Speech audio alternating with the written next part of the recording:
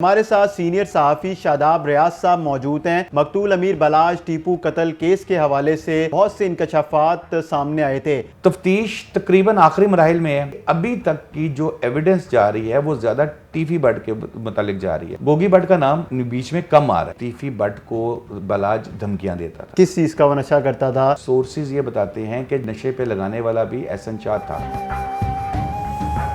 शादाब साहब ये बताइएगा कि अमीर बलाज टीपू कत्ल हुआ है, उस केस के हवाले से बताइएगा कि क्या हकीकत है, और एक इंटरव्यू भी आपका सामने आया, उसमें जो आपने इंकशाफात किए हैं उसमें कितनी हकीकत है? देखिए, जो बातें मैंने उस इंटरव्यू में की थी उसमें से काफ़ी ज़्यादा बातें तो आपको पता है सच साबित हो गई। इसकी एक रीज़न ये है कि मैंने बेसिकली क्राइम रिपोर्टिंग तो कभी नहीं की, मैं स्टार्ट से कोर्ट रिपोर्टिंग कर रहा हूँ। अच्छा, अब कोर्ट्स के मामला चलते हैं एविडेंस के साथ, डायरेक्शंस के साथ कि किसकी शहादतें कहाँ जा रही हैं। अभी तक आप ये देखें कि जितनी भी एविडेंस आ रही है उसमें मरकज़ी जो मुलजिम जिसको करार दिया जा रहा है वो समझ आ रही है वो तीफ़ी भट्ट है। मैंने भी उसमें यही बात कही थी कि भाई तीफ़ी भट्ट जो है वो मरकज़ी मुलजिम है। अब तफ्तीश के अंदर भी वही चीज़ें अल्टीमेटली साबित हो रही हैं। बलाज के कत्ल की जो आप बात कर रहे हैं, देखिए बलाज बेसिकली बड़ा एक सुलह जो किस्म का बच्चा था, बड़ा अच्छा मतलब लड़का था जो ख़ानदानी दुश्मनियाँ या इन चीज़ों को वो पसंद नहीं करता था। और उसकी काफ़ी बार ये कोशिश भी उसकी तरफ से की गई कि जो ऐसे ही दुश्मनियाँ ना उनको ख़त्म किया जाए। और कुछ लोगों से उसने अपने जो पुराने लोग थे जिनके साथ मुखालफतें थी वो भी उसके साथ भी उनके साथ रब्ता हुआ, लेकिन वो अपने वालिद टीपू टकावाला जो थे उनके कातलों के हवाले से वो कभी भी उस पर नहीं था कि इनके साथ किसी तरीके से कोई कंप्रोमाइज़ किया जाए।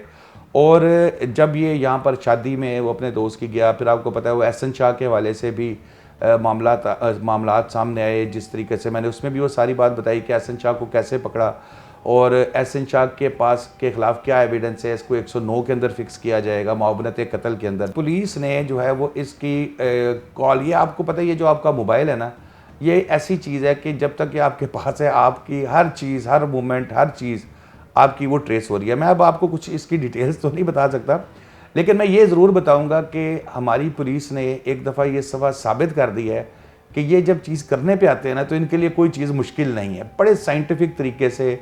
और आपको पता है ये स्टार्ट में एहसन शाह इंटरव्यूज़ भी दे रहा था जाके लोगों को कि जी मेरा बड़ा दुख हुआ ये वो, फिर उन्होंने अल्टीमेटली उसको पकड़ लिया और साइंटिफिक बुनियादों के ऊपर इसकी तफ्तीश जो है वो की गई है और तमाम जो है ना वो साइंटिफिक उसके ऊपर ही वो चीज़ें की गई हैं। अब यहाँ पर जो बालाज के हवाले से भी जैसे हम बात कर रहे थे कि यार वो मतलब इस किस्म के मामलात में पड़ने वाला नहीं था, लेकिन उसको ज़ाहिर है फिर उसके बाप का एक कत्ल का मामला था। अब इसमें जो एहसन शाह की हम बात कर रहे हैं उसने जिस को जैसे जैसे फ़ोन किया, जहाँ जहाँ पे वो मिला, जिस से उसने राब्ते किए, वो तमाम चीज़ें अल्टीमेटली पुलिस के सामने क्लियर होती गई और अभी पुलिस के पास ठोस एविडेंस मौजूद है।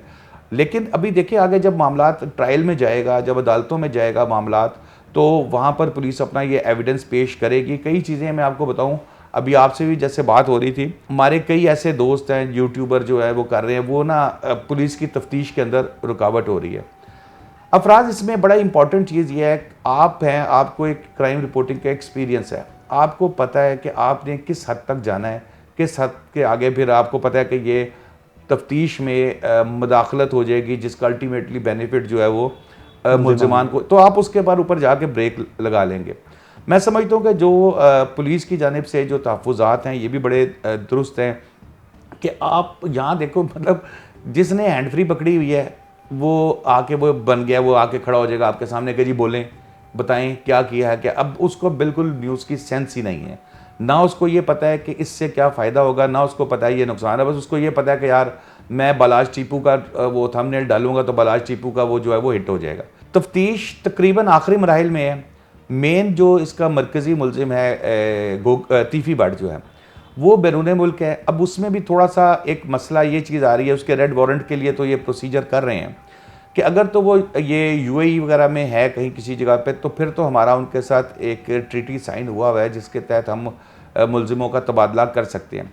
लेकिन अगर वो आगे कहीं चला गया है, साउथ अफ्रीका या इंग्लैंड या किसी कनाडा, तो वहाँ इसके लिए मुश्किल पेश आ सकती है, क्योंकि उसके लिए फिर रेड वारंट की नहीं, फिर वहाँ की गवर्नमेंट की, यहाँ की गवर्नमेंट वहाँ की गवर्नमेंट से रजू करेगी और फिर उसको लाया जाएगा। इसके अलावा अभी मेरी एक पॉइंट पे वो बड़ा एतराज़ भी किया गया था कि जी गोगी बट का क्यों कह रहे हैं जी नहीं है। मैंने ये बिल्कुल नहीं कहा कि गोगी भट्ट बीच में मुलविस नहीं है।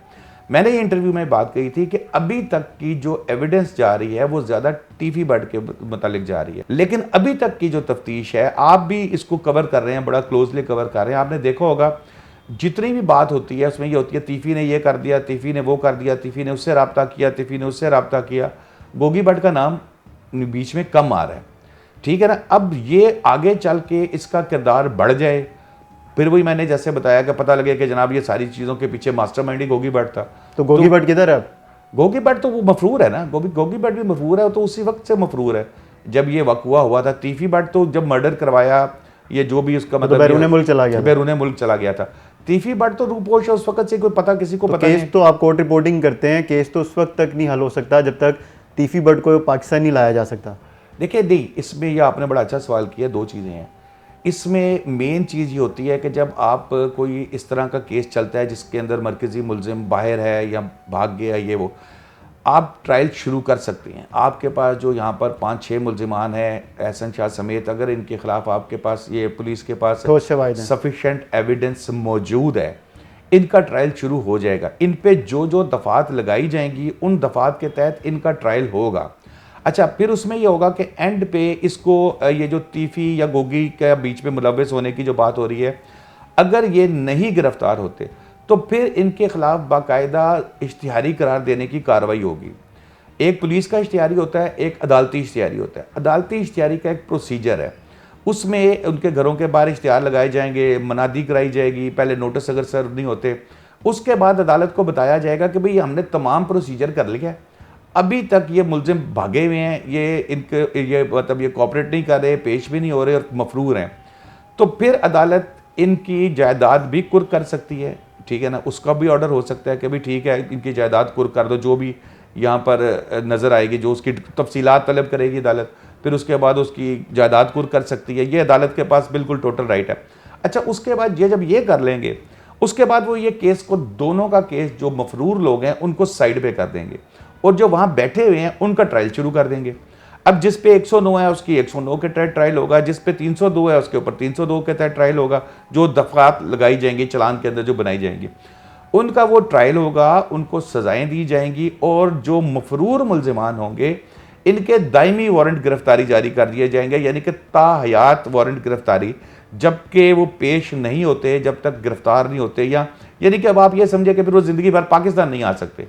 और अगर वो किसी भी वक्त मसलन कनाडा में है और कनाडा से वो किसी काम के लिए दुबई आ गए या किसी ऐसे मुल्क में चले गए जहाँ पर हमारी ट्रीटी है और उनके पास ऑलरेडी रेड वारंट हुए, तो उनको उसी जगह से गिरफ्तार कर लिया जाएगा। आगे इनको फॉर एग्जांपल सज़ाएं हो जाती हैं जो इस वक्त हैं, इनकी एविडेंस पेश की जाती है, मुलजिमान को जितनी भी कोर्ट सज़ा दे देती है, उसके बावजूद ये केस ख़त्म उनकी हद तक नहीं होगा। जब वो लोग पकड़े जाएंगे, जब भी वो पाकिस्तान लाए जाएंगे या पकड़े जाएंगे, किसी भी सूरत में उनका ट्रायल दोबारा शुरू होगा, और उनको भी उनकी जो दफात लगाई गई हैं उसके मुताबिक जो है वो सज़ा सुनाई जाएगी। आपने बताया अपने हालिया इंटरव्यू में कि अमीर बलाज जो है वो तीफी भट्ट से राब्ते में था। किस किस्म के राब्ते थे? टेलीफोन पे बात होती थी, घर जाके मिलते थे? नहीं, उस पर जो मेरे पास से जो इतलात हैं वो ये हैं कि जी तीफी भट्ट को बलाज धमकियां देता था, ठीक है ना। अब इसकी कोई किसी किस्म की कोई एविडेंस नहीं है, इतलात ये हैं कि जी वो उसको धमकियां देता था जिसकी वजह से तीफी भट्ट जिच होता था। लेकिन क्योंकि फिर वही धमकियां बलाज देता था। क्या धमकी देता था? जाहिर है उसको ये मेरे बाप को मार दिया है, मेरे बाप को मार दिया, मैं नहीं छोड़ूंगा, मेरे बाप को मार दिया, इस तरह की चीज़ें। फिर उसके अलावा एक और चीज़ भी मैंने ये बात कही थी कि देखिए कुछ ऐसे लोग होते हैं जो आपकी बैठ के रिकॉर्डिंग कर रहे होंगे, जाके दूसरी पार्टी को दिखा देंगे कि यार देखो यार, आपके दोस्त मान के कि देखो वो तुम्हें तो गालियाँ निकाल रहा है, तुम्हें बुरा भला कह रहा है, तो उसका रिजल्ट क्या होगा? उसका रिजल्ट होगा जिसको वो गालियाँ सुना रहा है उसका दिमाग ख़राब होगा, वो ज़्यादा मतलब वो कहेगा कि यार ये मेरे साथ ये क्यों इस तरह का कर रहा है। इस तरह के बहुत से लोग थे बैठे हुए साथ उनके, बालाज के भी और तीफी भट्ट के भी, जो इन लोगों को एक दूसरे से नफरत में इजाफा करवाते थे। नशे की हालत में वो इनको थ्रेट करता था? नशे की हालत का तो मैं फिर वही बात कर रहा हूँ, या तो मैं साथ बैठा होता बलाज, क्योंकि आपने कहा था ना कि नशा, हाँ वो मैं वही कर रहा हूँ क्योंकि मैंने सुना था ये बात। अब मैं अब यहाँ पर कहूँ कि जी नशे की हालत में, तो वो तो फिर देखिए अखलाकी तौर पे अच्छा नहीं है। हाँ, अगर मैं साथ बैठा होता और वो फिर नशा करके दे रहा होता तो फिर मैं यकीनन इस बात को कहता कि हाँ ये ऐसे है। ये जो थी सारी आपने सुनी हुई थी? हाँ, यानी कि आपका एक जराए था। जी हाँ, बिल्कुल बिल्कुल, सोर्स के जरिए जो चीज़ पता लगी थी वो ये थी। तो ये नहीं पता चला कि किस चीज़ का वो नशा करता था और किस तरह की जो है थ्रेट्स थी वो देखिए, देता था। इसमें जो सोर्सेज ये बताते हैं कि जो उसको बेसिकली नशे पे लगाने वाला भी एहसन शाह था। अच्छा। बालाज बेसिकली मैंने आपको जैसे बताया कि पढ़ा लिखा बच्चा, बड़ा मेहनती और वो काम करने वाला, काम से काम रखने वाला, कि अपनी फैमिली को लेके चले, सारा सिस्टम उसको लेके चले। उसके साथ जब एहसन शाह जुड़ा तो ये फिर उसको गलत रास्ते पे दिखाया। और उसमें मैंने एक चीज़ ये भी कही थी कि बालाज के जो मामू, आई थिंक भाई पहलवान उनका नाम है, वो भी इसको समझाते थे, इनके घर वालों को समझाते थे कि यार इस किस्म के लोगों से ज़रा दूर रखे। नहीं, क्या समझाते थे वो? इन अमीर लोगों बिलाज टीपू को समझाते थे? उसकी वालदा को, बालाज को समझाते थे कि बेटा इन इस किस्म के जो एहसन शाह के जो दोस्त हैं जो आपने इर्द गिर्द इकट्ठे किए हैं, इनसे दूर रहो। क्या वजह थी? वो तो यही कहता है बता- कि मेरा एहसन शाह 14 साल से मिलना जुलना था और घर आना जाना 2010 से था, था कई ना, घंटे साथ गुजारते। 2010 से था, मैं बता रहा हूँ 2010 पे इनकी फेसबुक पे दोस्ती हुई थी। और उसी वक्त जैसे आप अगर कोई गलत काम करेंगे तो आपको आपके बड़े समझाएंगे ना कि यार ये लड़के ठीक नहीं है, इनके साथ दोस्ती ना रखो। तो वो भी इसको समझाते थे, इनके घर वालों को समझाते कि यार इनको कोई इस किस्म के लोगों से दोस्ती ना रखे। देखिए, एक चीज़ आप माने कि जो हमारे बड़े हैं, बुज़ुर्ग हैं, आपके हैं, मेरे हैं, जिसके भी हैं, इन्होंने दुनिया देखी होती है। जब ये हमें कहते हैं ना कि यार इससे दूर रहो, तो हमें शायद उस वक्त अच्छा ना लगे कि यार ये क्यों कह रहा है मैं दूर हो, लेकिन बाद में हम अल्टीमेटली सोचते हैं कि नहीं यार, ये बात हमारा बुज़ुर्ग ठीक कहता है।